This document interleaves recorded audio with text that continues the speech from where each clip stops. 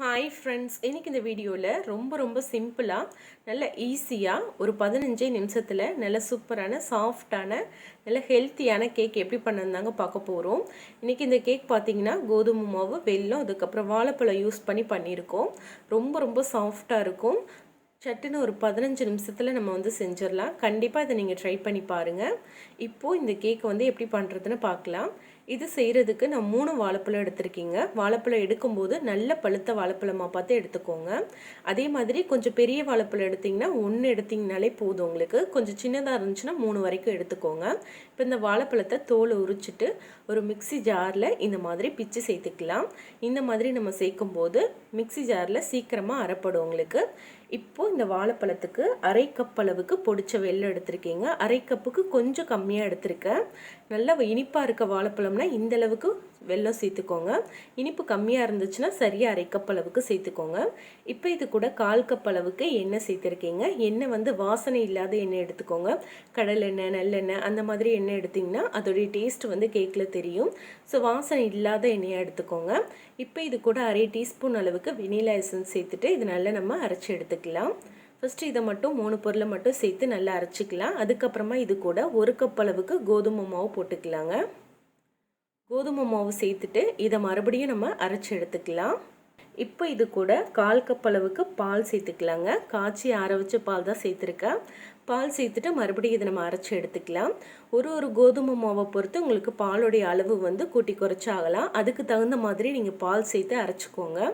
அதே மாதிரி நீங்கள் அரைக்கும் போது மாவு பார்த்தீங்கன்னா இந்த அளவுக்கு கெட்டியாக தான் இருக்கணும். ரொம்ப நீங்கள் பால் ஊற்றி ரொம்ப தண்ணியாக அரைச்சிடக்கூடாதுங்க. இந்த அளவுக்கு கெட்டியாக இருக்க மாதிரி பார்த்து அரைச்சிக்கோங்க. இந்த அளவுக்கு கெட்டியாக இருந்தால் தான் உங்களுக்கு கேக் நல்லா சாஃப்டாக வரும். ரொம்பவும் தண்ணியாக இருந்துச்சுன்னா உங்களுக்கு கேக் பார்த்தீங்கன்னா அவ்வளோக்கா கரெக்டாக வராது. இப்போ இந்த மாவு கூட 1 டீஸ்பூன் பேக்கிங் பவுடர், ஒரு சின்ன டீஸ்பூன் அல்ல, நான் 1 teaspoon baking powder, 1/2 teaspoon baking soda சேர்த்துருக்கீங்க. இது ரெண்டும் சேர்த்துட்டு கொஞ்சோண்டு பால் சேர்த்து இது நல்லா நம்ம மிக்ஸ் பண்ணி எடுத்துடலாம். இந்த மாதிரி ஒரு ஸ்பேட்சுலா வச்சு ஒரு கட் அண்ட் ஃபோல்டு மெத்தடில் ஒரு 2 நிமிஷத்துக்கு இது நல்லா மிக்ஸ் பண்ணி எடுத்துக்கோங்க. அப்போ கேக் பார்த்திங்கன்னா இன்னொன்றுமே நம்மளுக்கு நல்லா ஃப்ளஃபியாக கிடைக்கும். பாருங்கள், இதே மாதிரி இதை நம்ம நல்லா மிக்ஸ் பண்ணி எடுத்துடலாம். இப்போ கேக் பேட்டரை நல்லா மிக்ஸ் பண்ணி எடுத்தாச்சுங்க. இப்போ இது கூட கடைசியாக கொஞ்சமாக பொடியாக நறுக்குன பாதாம் சேர்த்துக்கிறேங்க. நீங்கள் எந்த நட்ஸ் வேணாலும் சேர்த்துக்கலாம். முந்திரி, அதுக்கப்புறம் பார்த்தீங்கன்னா எள்ளு கூட நீங்கள் சேர்த்துக்கலாம். ஸோ உங்களுக்கு விருப்பமான நட்ஸை நீங்கள் நல்லா பொடியாக கட் பண்ணி சேர்த்துக்கலாம். சேர்த்துட்டு மறுபடியும் இதை நல்லா நம்ம மிக்ஸ் பண்ணி எடுத்துக்கலாங்க. இந்த மாதிரி நம்ம நல்லா மிக்ஸ் பண்ணும்போது நம்மளுக்கு கேக் நல்லா ஃப்ளஃபியாக கிடைக்கும். அதே மாதிரி கேக்குடைய பதம் பார்த்திங்கன்னா மாவுடைய பதம் இந்த அளவுக்கு தான் கெட்டியாக இருக்கணும். ரொம்பவும் தண்ணியாக இருக்கக்கூடாது. இப்போ இதை நம்ம பேக் பண்ணி எடுக்கிறதுக்கு நான் இந்த மாதிரி வீட்டில் நார்மலாக நம்ம டீ காஃபி குடிக்கிறதுக்குலாம் டம்ளர் இருக்கும் இல்லையா, அந்த டம்ளர் தான் எடுத்திருக்கீங்க. அதில் கொஞ்சமாக நம்ம எண்ணெய் தடவி எடுத்துக்கலாம். இந்த மாதிரி நம்ம எண்ணெய் தடவி எடுக்கும்போது கேக் வெந்து வரும்போது நம்மளுக்கு ஒட்டாமல் வரும். வெறும் எண்ணெய் மட்டும் நம்ம தடவினாலே போதுங்க. மாவு எதுவும் நம்ம சேர்க்க தேவையில்லை. வெறும் எண்ணெய் மட்டும் தடவி எடுத்தாலே போதும். இந்த எண்ணெய் தடவி எடுக்கிறதுலேயும் உங்களுக்கு கேக் நல்லா ஒட்டாமல் வந்துடும். இப்போ எல்லா டம்ளர்லேயும் நான் எண்ணெய் தடவி எடுத்துக்கிட்டேங்க. உங்களுக்கு மாவு எந்த அளவுக்கு இருக்கோ அதுக்கு தகுந்த மாதிரி நீங்கள் டம்ளர் எடுத்துக்கலாம். இப்போ டம்ளருக்குள்ளே நம்ம மாவை சேர்த்துடலாம். மாவை டம்ளர் ஃபுல்லாக நிறையிற வரைக்கும் நீங்கள் சேர்க்கக்கூடாது.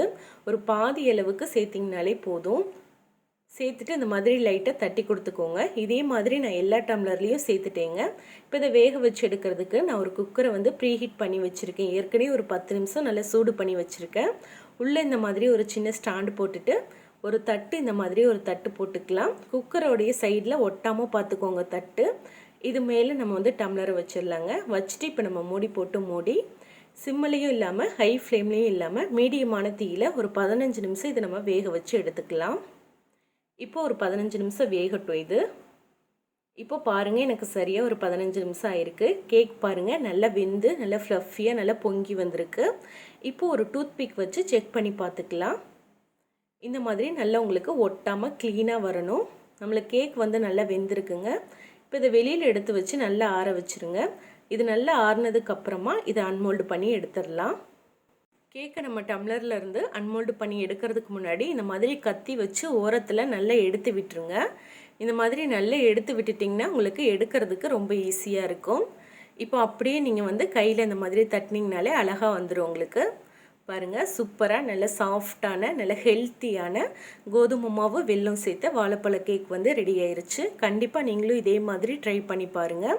ரொம்ப ரொம்ப சாஃப்டாக இருக்கும். குழந்தைங்கள்லாம் நல்லா விரும்பி சாப்பிடுவாங்க. இப்போ இதே மாதிரி நான் இன்னொரு கேக்கும் உங்களுக்கு எடுத்து காமிக்கிறேன் பாருங்கள். லைட்டாக நீங்கள் தட்டுனீங்களாலே அது ஈஸியாக வந்துடும். நம்ம எண்ணெய் மட்டும்தான் தடவி இருந்தோம். பாருங்கள் எவ்வளோ சூப்பராக வந்திருக்குன்னு. இதே மாதிரி நீங்களும் ட்ரை பண்ணி பாருங்கள். இப்போ இந்த கேக்கை வந்து நான் உங்களுக்கு கட் பண்ணி காமிக்கிறேன். உள்ளேயும் எந்த அளவுக்கு சாஃப்டாக வந்திருக்குன்னு பார்க்கலாம். பாருங்கள், உள்ளேயுமே ரொம்ப ரொம்ப சாஃப்டாக வந்திருக்கு. இதே மாதிரி ட்ரை பண்ணி பார்த்துட்டு எப்படி வந்ததுன்னு கமெண்ட்டில் சொல்லுங்கள். இந்த கேக் ரெசிபி உங்களுக்கு பிடிச்சிருந்தா வீடியோக்கு ஒரு லைக் கொடுத்து வீடியோவை ஃப்ரெண்ட்ஸ் கூட ஷேர் பண்ணிக்கோங்க. இது வரைக்கும் நம்ம சேனலை சப்ஸ்கிரைப் பண்ணலைன்னா மறக்காமல் சப்ஸ்கிரைப் பண்ணிக்கோங்க. தேங்க்யூ ஃப்ரெண்ட்ஸ், பாய்.